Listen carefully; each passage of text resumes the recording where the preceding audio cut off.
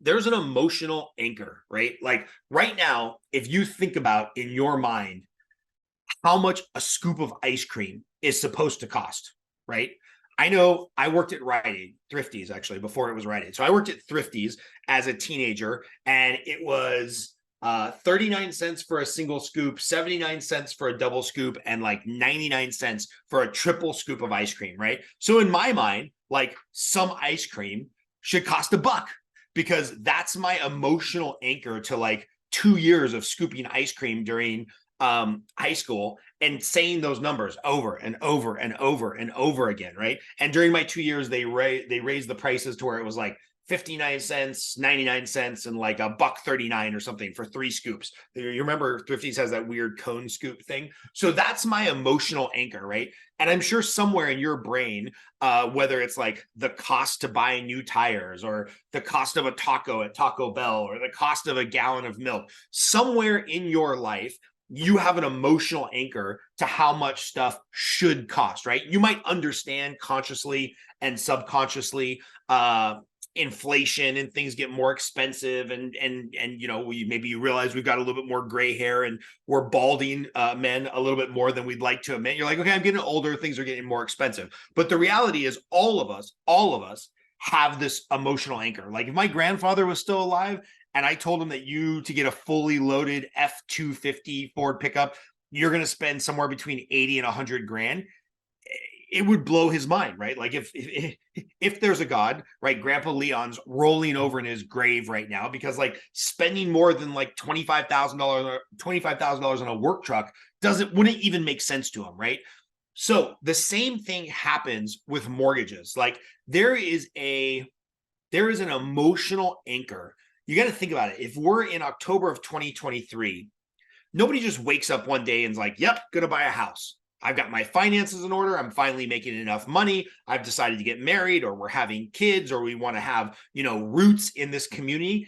It's a multi-year, sometimes decade-long process for somebody to come to grips with the idea of being a homeowner, right? I mean, I've got clients in my pre-approval funnel that I follow up with every few months for the last 4 years. Just be like, hey, man, when you're ready, I'm here for you. Hey, I know you talked to this realtor and we got introduced 3 years ago. You never ended up buying. If you're ready, I'm here. If you want to have a conversation about finance, whatever. So you got to think about this. People that are buying in 2024 and beyond, they started thinking about this 3, 4, 5, 6, 7, 8, 10 years ago.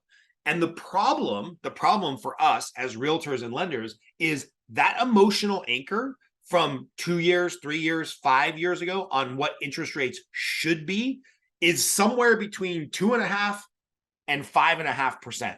So I don't want to bore you with the math. I don't want to bore you with a finance lesson, but we have been in a bear market of interest rates, meaning interest rates since about the 1970s have been consistently and slowly dropping, right? So from the 1970s, when like the overnight interest rate and mortgage rates and whatnot were in the teens, we've slowly been dropping. And of course, there's been a year or two here and there where rates will increase slightly. But then if you just look at the trend line of interest rates from the 70s until about 2022, so almost 50 years, closer to 40 years, because like 78, 79, the rates were still really bad. The year of my birth, 1979, rates were still in the teens if you wanted to buy a house.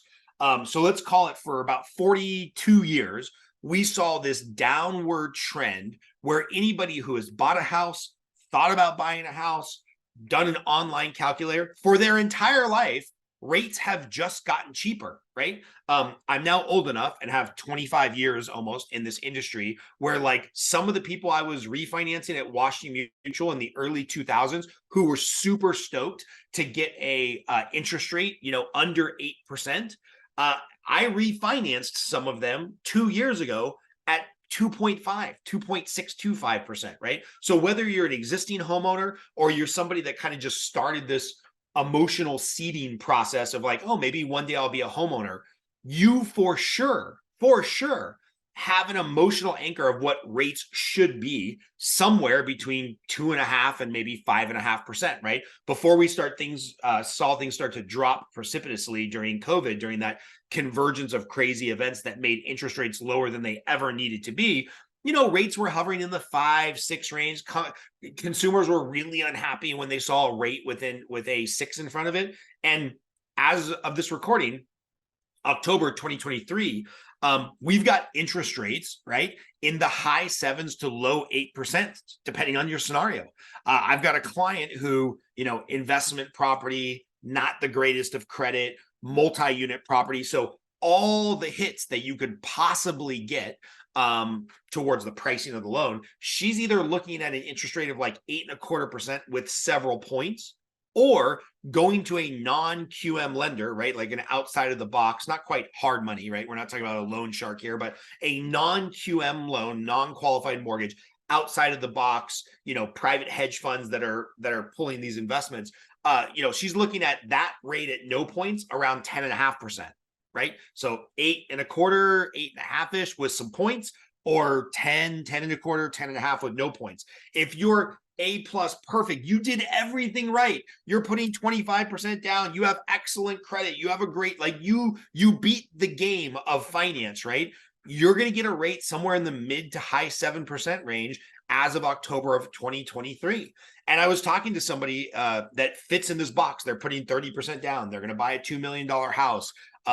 One's a dentist, one's an engineer. Like they've done all the things right. And they're like, Scott, it's really deflating knowing that because we're buying 2 years later than a bunch of our friends, our cost to carry that debt is, $3,500 more expensive per month just on interest. I mean, that's a tough pill to swallow, right? And so what we have to go back to as realtors and lenders is like, one, affordability, right? I never want to put somebody in a house that they can't afford. Can you afford the payment? If you can afford the payment, if you're okay with the payment, the interest rate is inconsequential. I talked to a client the other day and we went through the whole thing in his purchase scenario, and the payment was around $4,700, and he was okay with that. And that was within his comfort range for what he could afford monthly. His rent's like 3,800. So he was like, 900 more to be an owner instead of a renter. That's why I've been saving the money. That's why I've been staying in this apartment in the west side of LA for 10 years so he could save his down payment. And then as an afterthought, he's like, oh, but by the way, what's the rate on that? I was like, it's probably going to be around 7.5, 7.625. And because of that emotional anchor of where he thinks rates should be, even though he can afford the payment, even though he's comfortable in the price point where we're looking, even though he wants to be a homeowner versus a renter, he recoiled and said, oh man, maybe I should hold off buying. Like I should hold off shopping for a home because like that's a really high interest rate. I'm like, and I had to like walk him through, hey, I get it. Not only is it a higher interest rate than what we've had the last few years, that emotional anchor of where you think rates should be, that's pretty rough. But if we look at anything other than about the last 10 or 15 years, a rate somewhere between 6 and 10% for long-term debt, that's been about the norm, right? And by the way, none of that matters because you're comfortable with the payment, you're comfortable with the down payment, and you're comfortable with the monthly payment, comfortable with the down payment, and you want to be a homeowner, right? So don't get fixated on the rate unless the rate affects the payment to a point that you can't feel comfortable making your mortgage payment, which of course we never want to do, right? And so these are kind of the emotional anchors we're dealing with and how we have to reframe the math.